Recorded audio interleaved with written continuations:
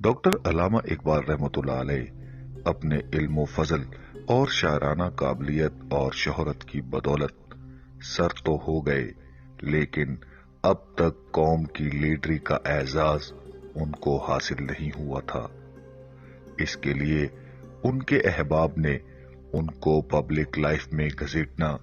اور سیاسیات کے میدان میں لانا چاہا، لیکن ڈاکٹر صاحب نے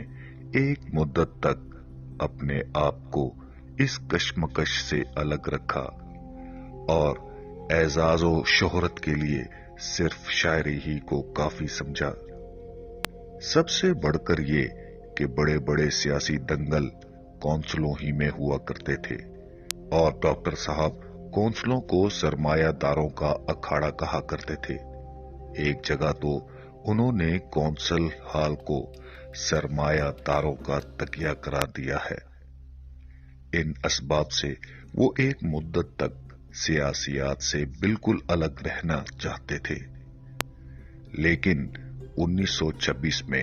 اس اکھاڑے کی بےکنی کرنے کے لیے وہ احباب کے اصرار سے لاہور کے حلقہ انتخاب سے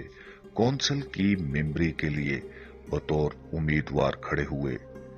اور لاہور کے ہر محلے اور کوچے میں ان کی حمایت میں جلسے کیے گئے۔ ان کے بعض دوستوں نے چوک وزیر خان میں ایک جلسہ منعقد کیا، اور ان کے اصرار سے خود ڈاکٹر صاحب بھی اس جلسہ میں شریک ہوئے اور ایک مختصر سی تقریر میں قانون ساز مجالس کی اہمیت ظاہر کی۔ کونسلوں کے انتخاب کے موقع پر لوگوں کو ہزاروں روپے خرچ کرنے پڑتے تھے اور ووٹروں کی خوش آمدید کرنا پڑتی تھی، لیکن ڈاکٹر صاحب کو ان میں کچھ کرنا نہیں پڑا، بلکہ دو جلیل القدر امیدواروں نے ان کے مقابلے میں